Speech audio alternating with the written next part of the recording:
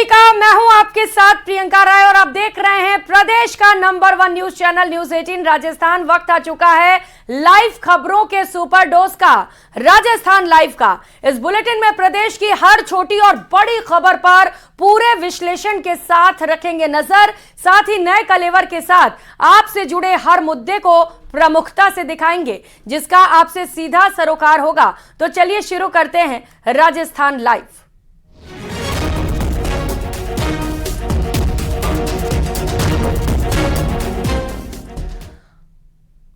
और बुलेटिन की शुरुआत बड़ी खबर के साथ करेंगे। भजनलाल कैबिनेट में बड़ा फैसला लिया गया है। महिलाओं को पुलिस विभाग में 33% आरक्षण दिया जाएगा। कर्मचारियों के विशेष योग्य बच्चों के नाम भी पेंशन में शामिल होंगे। खिलाड़ियों को सरकारी सेवाओं में 2% आरक्षण रद्द नहीं होगी। एसआई भर्ती परीक्षा 2021 को रद्द नहीं किया जाएगा। यह बड़ा फैसला लिया गया है सरकार की ओर से। मंत्री जोगाराम पटेल ने इसे लेकर बड़ा बयान दिया। उन्होंने कहा कि कई अभ्यर्थी ईमानदारी से एसआई बने हैं। ट्रांसफर पॉलिसी पर हालांकि उन्होंने कहा कि अभी कोई फैसला नहीं लिया गया है, इसे लेकर समीक्षा की जा रही है। तो भजनलाल कैबिनेट की बैठक से जुड़ी इस वक्त की बड़ी खबर आपको बता रहे हैं। इस बैठक में कई बड़े फैसले लिए गए हैं, जहां पर महिलाओं को पुलिस विभाग में 33% आरक्षण देने का फैसला लिया गया है। तो वहीं कर्मचारियों के विशेष योग्य बच्चों के नाम भी पेंशन में शामिल किए जाएंगे। खिलाड़ियों को सरकारी सेवाओं में 2% आरक्षण देने का भी फैसला लिया गया है। तो वहीं एसआई भर्ती परीक्षा 2021 के मामले को लेकर भी बड़ा फैसला लिया गया और साफ तौर पर यह कह दिया गया है कि परीक्षा को रद्द नहीं किया जाएगा। और सुनिए क्या कुछ कहा। अब राज्य सरकार के कार्मिकों की सेवानिवृत्ति पर अन्य पात्र सदस्यों के नहीं होने पर स्थायी रूप से विशेष योग्य बच्चे और बच्चों को आश्रित माता पिता और विशेष योग्य भाई बहनों का नाम भी पेंशन पेमेंट ऑर्डर पीपीओ में जोड़ा जा सकेगा। इसके लिए केंद्र सरकार के पेंशन नियमों के अनुरूप राजस्थान सिविल सेवा पेंशन नियम 1996 के नियम 67 एवं 87 में संशोधन किए जाने की मंजूरी प्रदान की गई है। हमारा संकल्प था कि पुलिस भर्ती में, पुलिस बल में महिलाओं को 33% हम आरक्षण देंगे और उसी को आगे बढ़ाते हुए जब तक हम इसे संबंधित एक्ट में संशोधन नहीं कर सकते थे तब तक ये संकल्प पूरा होने वाला नहीं था। इसीलिए आज राजस्थान पुलिस अधीनस्थ सेवा नियम 1989 में संशोधन किया है और पुलिस में भर्ती में 33% हमारे महिलाओं का आरक्षण रहेगा। हमारे जो घरेलू उपभोक्ता है उनको 24 घंटे बिजली देने का संकल्प हम पूरा करेंगे और हमारे जो उद्योगों में बिजली मिल रही है उसमें निरंतर निश्चित अवधि तक बिजली मिलती रहे, इसके भी प्रयास करेंगे। और इसी क्रम में आज हमने प्रदेश को बिजली में आत्मनिर्भर बनाने के लिए जो हमारा निरंतर प्रयास है उसकी 3150 मेगावाट सौर ऊर्जा परियोजनाओं के लिए भूमि आवंटन की स्वीकृति हमने जारी कर दी और हमारे जो उत्कृष्ट खिलाड़ी है उनको भी सेवाओं में 2% आरक्षण मिले ताकि खेलों के प्रति हमारे खिलाड़ी आकर्षित हो, हमारे विद्यार्थी आकर्षित हो और खेल खेलते समय उनको निश्चित रहे माइंड में कि मेरा रोजगार का अवसर भी इस खेल की वजह से बढ़ेगा। वैसे वो अपनी प्रतिभा से खेल नौकरी पाएगा, लेकिन खेल की वजह से अगर 2% को आरक्षण मिलता है तो उसका एक रुझान उसकी ओर निरंतर रहता है। इसीलिए हमने 2% आरक्षण देने का प्रावधान भी किया है इसमें। और ज्यादा अपडेट के साथ सहयोगी रोशन शर्मा हमारे साथ जुड़ चुके हैं। रोशन, कैबिनेट में कई बड़े फैसले लिए गए, एक बार विस्तार से जानकारी दीजिएगा फैसलों को लेकर। जी बिल्कुल, देखिए प्रियंका, कहा जा सकता है आज इस कैबिनेट बैठक के अंदर कई अहम फैसले लिए गए हैं। महिला सशक्तिकरण को बढ़ावा देने के लिए जो पुलिस भर्ती है उसके अंदर 33% जो आरक्षण है वो महिलाओं के लिए रिजर्व किया गया है। इनके लिए जो पुलिस भर्ती जो सेवा नियम है उनमें बदलाव किया गया है इस कैबिनेट के अंदर। वहीं साथ ही साथ ऊर्जा के क्षेत्र में राजस्थान को आत्मनिर्भर बनाने के लिए सौर ऊर्जा प्लांट के लिए भूमि का आवंटन किया गया है। साथ ही साथ खेलों में बढ़ावा देने के लिए जो ऐसे कई जो विभाग थे जिनमें 2% आरक्षण नहीं दिया जाता था, उन विभागों के अंदर भी अब ये सुनिश्चित किया जाएगा कि वो विभाग भी आगामी भर्तियों के अंदर जो ऐसे भी प्रतिभावान जो खिलाड़ी हैं उन्हें आरक्षण दिया जाए। साथ ही साथ जो कैबिनेट ब्रीफिंग के दौरान यहाँ पर जो मंत्री जोगाराम पटेल है, उन्होंने स्पष्ट किया है कि जो एसआई भर्ती को लेकर लगातार सवाल खड़े हो रहे थे कि इसे निरस्त किया जाएगा, उन तमाम सवालों के ऊपर कहीं ना कहीं कहा जा सकता है कि विराम लगा है। मंत्री जोगाराम पटेल ने ये स्पष्ट किया है कि हाल फिलहाल किसी भी तरीके से जो एसआई भर्ती है इसको निरस्त नहीं किया जाएगा, इसके ऊपर अभी इन्वेस्टिगेशन चल रही है। ऐसे कई ईमानदार अभ्यर्थी भी हैं जिन्होंने काफी मेहनत कर वो परीक्षा पास की है। अगर ये एसआई भर्ती निरस्त होती है तो उन बिल्कुल कई लोग ऐसे हैं रोशन जिन्होंने ईमानदारी के साथ परीक्षा दी, लेकिन लगातार कई अभ्यर्थी ऐसे हैं जो पेपर लीक का मुद्दा उठाते रहे और कई बार पेपर निरस्त किए जाने की यानी कि रद्द किए जाने की मांग भी करते रहे। अब देखना है कि उनकी ओर से क्या रिएक्शन सामने आता है इस फैसले के बाद। बहुत शुक्रिया आपका रोशन तमाम जानकारियों के लिए। और बुलेटिन में अब बात डोटासरा के ओंकार की करेंगे। पीसीसी चीफ गोविंद सिंह डोटासरा ने उपचुनाव को लेकर कांग्रेस कार्यकर्ताओं में जोश भरा है। डूंगरपुर दौरे के दौरान उन्होंने गठबंधन पर भी बड़ा बयान दिया। उन्होंने कहा कि आप ताकतवर हैं तो किसी से समझौता नहीं होगा। साथ ही उन्होंने बीजेपी सरकार पर भी जमकर हमला बोला। डोटासरा ने बीजेपी पर निशाना साधते हुए कहा कि 9 महीने के कार्यकाल को फ्लॉप करार दिया गया। सुनिए।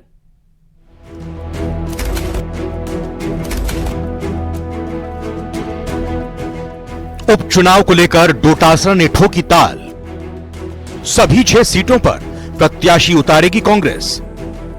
गठबंधन पर डोटासरा ने दिया बड़ा बयान। आप ताकतवर हैं तो किसी से समझौता नहीं।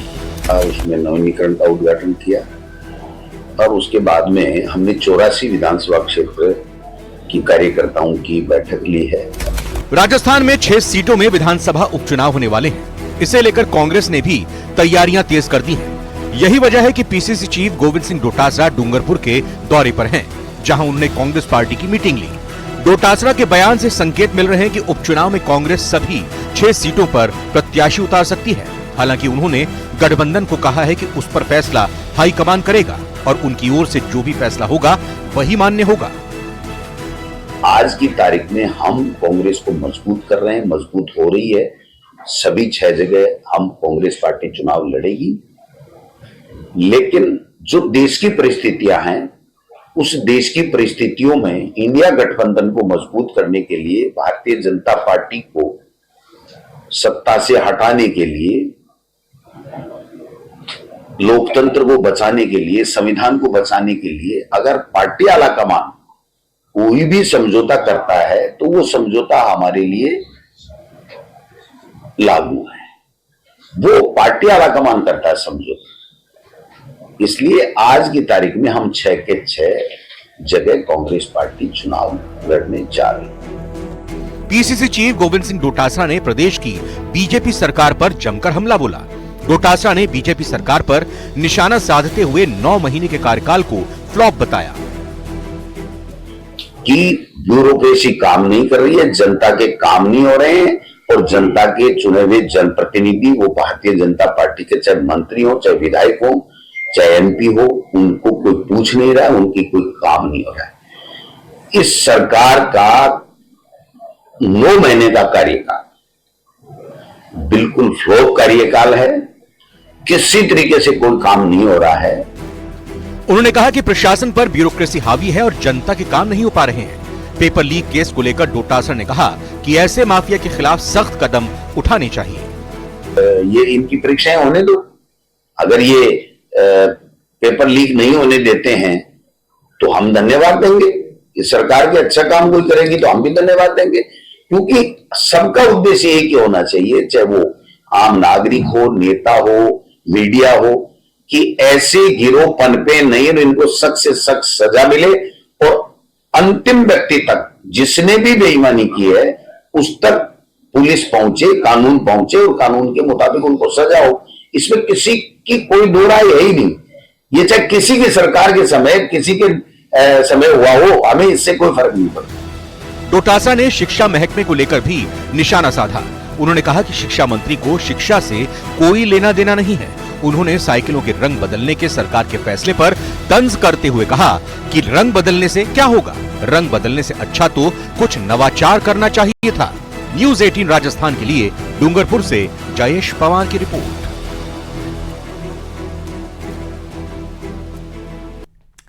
तो वहीं पूर्व सीएम वसुंधरा राजे ने एक समारोह में इशारों में बिना नाम लिए कहा कि कई लोगों को पीतल की लौंग क्या मिल जाती है, वो अपने आप को सराफ समझ बैठते हैं। वसुंधरा राजे ने अपने इस बयान को खुद ऑफिशियल एक्स हैंडल पर भी शेयर किया है। तो बड़ी खबर आपको बता रहे, जहां पर एक कार्यक्रम में वसुंधरा राजे पहुंची हुई थी, जहां पर उन्होंने बिना नाम लिए इशारों में तंज कसा है और कहा कि कुछ लोगों को पीतल की लौंग मिल जाती है तो खुद को सराफ समझ बैठते हैं। और इसके बाद बकायदा उन्होंने इस बयान को एक्स हैंडल पर शेयर भी किया है। इसी वजह से, क्योंकि आपने अपने पैरों को धरातल पे रखने का काम किया है और ये असंख्य लोग, बहुत सारे लोग जो यहाँ बैठे हुए हैं वो इसी की वजह से बैठे हुए हैं। नहीं तो क्या होता है भाई साहब, ऐसे लोग बहुत सारे हैं, ऐसे लोग बहुत सारे हैं भाई साहब जिन्हें पीतल की लौंग कहीं मिल जाती है ना तो वो अपने आप को सराफ मानने लगते हैं। ऐसे लोग बहुत हैं। तो बादशाह से अपने को सीख लेनी चाहिए। और मैं आज यही कहना चाहूंगी कि चाहत बेशक आसमां छूने की रखो, चाहत बेशक आसमां छूने की रखो, लेकिन पाँव हमेशा धरती पर रखो। ये सबसे बड़ी बात है भाई साहब। हरा है इसी वजह से, क्योंकि आपने अपने पैरों को धरातल पे रखने का काम किया है और ये असंख्य लोग, बहुत सारे लोग जो यहाँ बैठे हुए हैं वो इसी की वजह से बैठे हुए हैं। नहीं तो क्या होता है भाई साहब, ऐसे लोग बहुत सारे हैं, ऐसे लोग बहुत सारे हैं भाई साहब जिन्हें पीतल की लौंग कहीं मिल जाती है ना तो वो अपने आप को सराफ मानने लगते हैं। ऐसे लोग बहुत हैं। तो बादशाह से अपने को सीख लेनी चाहिए। और मैं आज यही कहना चाहूंगी कि चाहत बेशक आसमां छूने की रखो, चाहत बेशक आसमां छूने की रखो, लेकिन पाँव हमेशा धरती पर रखो। ये सबसे बड़ी बात है भाई साहब। खबरों में आगे बढ़ेंगे, बात अजमेर की, जहां पर पुलिस को पब्लिक के सपोर्ट की जरूरत है। दहशत का दूसरा नाम पारदी गैंग के सदस्य शहर के बाहरी क्षेत्र में देखे गए हैं। गैंग का ट्रैक रिकॉर्ड भयावह है, इसीलिए पुलिस पब्लिक से अलर्ट रहने की अपील कर रही है। रिपोर्ट देखिए। छीन गया चैन सुकून, उड़ गई रात की नींद। ऐसा खौफ कि घरों में कैद हुए लोग। अजमेर में पारदी गैंग की दहशत। कल ही पता चला है कि कोई है ना हमारे एरिया में पारदी गैंग करके कोई है, उसका खौफ तो बैठा ही हुआ है कि रात की गैंग है, कोई लड़के हैं बहुत सारे, 3-4 पहने आपस में प्लॉट खाली होते हैं वहाँ जाके छुप रहे हैं। और वीडियो में जिस तरीके से बताया उस तरीके का बहुत डर बैठा। पूर्व पार्षद श्री चंद्रेश जी भाई साहब ने और भी मैसेजेस आए हैं ग्रुप्स के अंदर, तो ये एक बहुत अच्छी सजगता है। आज हमने भी ग्रुप को हमारे आपस में फॉरवर्ड किया है, लेडीज़ वगैरह को स्पेशली बोला गया है कि भाई आप तैयार रहें, अगर ऐसी कोई इन्फॉर्मेशन हो तो किशनगंज थाना में अपने को रिपोर्ट करनी है। पारदी गैंग की इत्तिला से अजमेर के बाशिंदों के दिन का चैन और रातों की नींद हराम हो गई। किशनगंज थाने से एक फ़ोन आया था, मोतीराम जी चौधरी है, उनका फ़ोन आया था और उनका ये कहना था कि एक गैंग है, पारदी गैंग है, वो इस क्षेत्र में सक्रिय हुआ है किशनगंज थाने के आसपास। तो उन फॉर कॉशियस उन्होंने जनता को जागरूक करने के हिसाब से उन्होंने वो वीडियो मुझे भेजे और निवेदन किया कि एक बार आपके जितने भी व्हाट्सएप ग्रुप हैं अपने क्षेत्र के, उनमें आप डाल दें, जिससे कोई भी गैंग, ऐसे कोई गैंग, ये 5-6 जन हैं गैंग में, तो कोई भी दिखे तो तुरंत इन्फॉर्म करें। दरअसल पुलिस के पास मंगलवार को कुछ सीसीटीवी फुटेज आए जिसमें 6 नकाबपोश बदमाश रात के अंधेरे में इलाके की टोह लेते दिखाई दे रहे हैं। बताया जा रहा है कि सभी बदमाश पारदी गैंग के सदस्य हैं। फुटेज सामने आने के बाद अजमेर पुलिस ने लोगों से अलर्ट रहने की अपील की है। वीडियो वायरल हुआ था आउटर इलाके का, जिसमें कुछ 5-6 बदमाश है जो रात को चोरी के फिराक में घूमते हैं। ये इस तरह की जो गैंग होती है, एक पारदी गैंग है MP की, एक कड़िया गैंग है, ये इस तरह की रात के घरों में चोरी कर लेती है। इनके पास यदि कोई जाग हो जाती है तो ये बदमाशी भी कर सकते हैं, उसको लूट में भी कन्वर्ट कर सकते हैं। इसलिए मेरी आमजन से अपील है कि अपने घरों में थोड़ा जागरूक रहें। आसपास के यदि खाली कोई मकान है तो अपने संबंधित थाने को या संबंधित बीट कांस्टेबल को या जो भी समाज का अच्छा आदमी, उसे समय पर आप सूचना। अगर आप ये सोच रहे हैं कि अपराधियों में डर और आमजन में विश्वास का इरादा रखने वाली राजस्थान पुलिस क्यों पारदी गैंग को दबोचकर आम आदमी को खौफ निजात नहीं दिला रही, तो इसकी वजह समझिए। खौफ का दूसरा नाम है पारदी गैंग। वारदात के समय अगर परिवार का कोई सदस्य जल जाए तो पारदी गैंग उसे मौत के घाट उतारने में जरा भी नहीं हिचकिचाता। आरोपी पारदी जनजाति से है। चोरी, लूट और डकैती खानदानी पेशा है। हर परिवार में पीढ़ी दर पीढ़ी चलता है। पारदी गैंग के सदस्य पुलिस को चकमा देने में माहिर माने जाते हैं। गैंग के सदस्यों को याद नहीं रहता कि अब तक वो कितनी घटनाओं को अंजाम दे चुके हैं।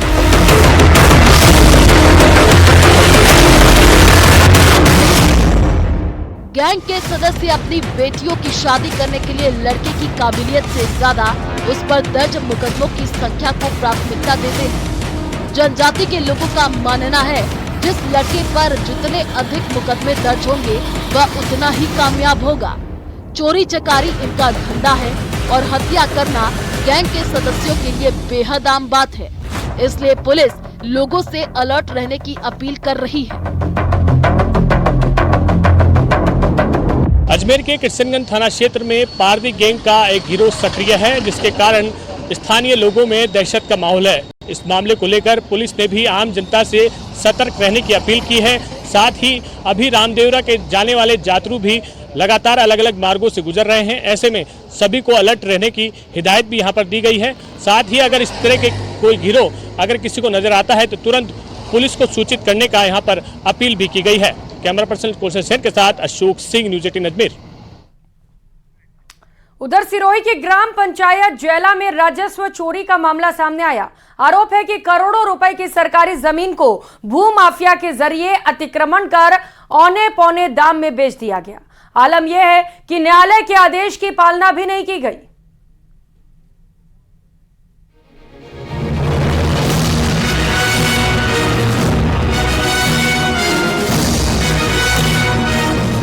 ये है सिरोही की जैला ग्राम पंचायत, जिसकी खसरा संख्या 289 की 18 बीघा सरकारी जमीन पर पहले तो दबंगों ने अतिक्रमण किया और फिर औने पौने दाम में बेच दिया। राजस्व चोरी के इस मामले की शिकायत कोर्ट में भी की गई, जिसके बाद तहसीलदार को अतिक्रमण खाली कराने के आदेश हुए। आरोप है कि तहसीलदार ने भी न्यायालय के आदेश की पालना नहीं कराई। मैं सरकारी जमीन पे लोगों को कब्जा करवा रहे हैं पैसे लेके, और फिर काम चालू करने जाते तो और पैसे मांग रहे हैं पंचायत वाले। ये 20 साल से चलते आ रहा है। बहुत लोगों को परेशान किया। रहने के लिए लोगों को प्लॉट नहीं है, गरीब लोगों को, और पैसे वालों को प्लॉट 3-4 दे रहे हैं। समस्या बहुत है साहब जी, गांव के अंदर में इतनी समस्या है। 40 साल से हम परेशान है। मेरा खुद का घर के मकान है, मेरे पुराना बुजुर्गों का मौत भी उसने रुकवा दिया। और इस गांव में जो अवैध करता है उनको देते पटे फर्जी और फर्जी देके बेचते हैं। और मेरे कुएं में मेरे 20 साल से मेरा कुआं खोदा हुआ साहब, और वहाँ आज 20 दिन से मेरे प्रेशर में होगी, मैं गिरवाऊंगा, वो कराऊंगा। ये पटवारी लोग कह रहे धमकी दे रहे, इसका क्या मतलब हुआ साहब? स्थानीय लोगों का आरोप है कि ग्राम पंचायत के लोग पैसा लेकर सरकारी जमीन के पट्टे दे रहे हैं। इतना ही नहीं, करीब 3 गाँवों को सरकारी जमीन पर बसा भी दिया गया है। तो समस्या की तो बात करने जाए तो 2 दिन लग जाएंगे, लेकिन समस्या आप भी देख लो। काम के घूमने में बहुत समस्या है। लोगों के पास में पैसे खा लिए, पट्टे देते नहीं है किसी को।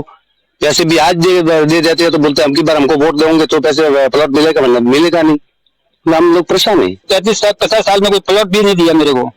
और मेरे आजा योजना मुकम्मल पास हुआ था तो मेरे पास में जमीन नहीं थी, तो इस उप सरपंच ने साहब मेरा 27,000 पहले खाए और फिर ये 15,000 ये खाए। फिर मेरे को पता है ही नहीं, जमीन है ही नहीं, तो मैं क्या दूंगा। सरकारी जमीन पर अवैध कब्जे के खिलाफ की गई शिकायत पर कोर्ट ने अतिक्रमण को खाली करने की जिम्मेदारी तहसीलदार को दी, लेकिन वो भी भूमाफियाओं के सामने नतमस्तक नजर आए।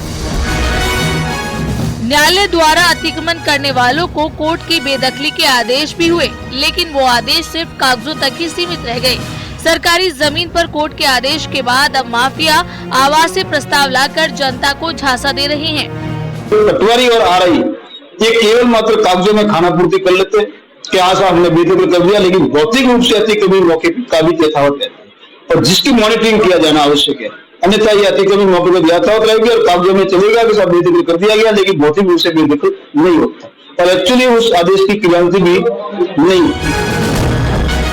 प्रदेश सरकार के मुखिया सरकारी जमीन को अतिक्रमण मुक्त कराने की मुहिम चला रहे हैं, लेकिन इस मुहिम को अमली जामा पहनाने वाले अधिकारी सिरोही में कार्रवाई को सरकारी आदेश तक ही सीमित कर अपनी जिम्मेदारी पूरी कर रहे हैं। रुक करेंगे उदयपुर से मिल रही बड़ी खबर का। मंदिर का हॉल और कमरा भरभरा कर गिरने की सूचना है। देवस्थान बोर्ड के अंडर में ये मंदिर आता है, जिसका हॉल और एक कमरा भरभरा कर गिर गया। लगातार बारिश के चलते ये हादसा हुआ है। उदयपुर में लगातार बारिश का सिलसिला जारी है। आज सिटी पैलेस के पास देवस्थान जो मंदिर मौजूद है, वहां पर एक हॉल और कमरा भरभरा कर गिर गया। तस्वीरें आपके टीवी स्क्रीन पर। हालांकि गनीमत रही कि कोई बड़ा हादसा नहीं हुआ, लेकिन इस मंदिर परिसर में कई लोग अपने परिवार के साथ निवास करते हैं और ये मंदिर देवस्थान के अधीन आता है। क्षेत्रवासी हिमांशु शर्मा ने बताया कि जर्जर अवस्था को लेकर कई बार देवस्थान विभाग को शिकायत भी दी गई, लेकिन इसके बावजूद कोई एक्शन नहीं लिया गया। विभाग की ओर से कोई कार्रवाई नहीं की गई। ऐसे में कभी भी बड़ा हादसा होने का डर सता रहा है। तो प्रदेश में इस साल रिकॉर्ड तोड़ बारिश हो रही है। मॉनसून की शुरुआत से ही भारी बरसात के बाद कई जिलों में जल भराव जैसी समस्याएं आ रही हैं। जगह जगह घरों में भी पानी भर चुका है। सबसे ज्यादा तबाही जोधपुर में देखने को मिल रही है। अपनी टीवी स्क्रीन पर आप प्रदेश के 5 जिलों की अलग अलग तस्वीरें देख पा रहे हैं कि किस कदर बारिश आफत बनी हुई है, जहां पर बारिश का बहाव काफी ज्यादा तेज है। कई लोग इस बारिश में बह जा रहे हैं, कई लोग लापता भी हो चुके हैं, कई लोगों की इस तेज बहाव में मौत भी हो चुकी है। ऐसे में लगातार प्रशासन आपसे अपील कर रहा है कि सुरक्षित रहें, घरों में रहें।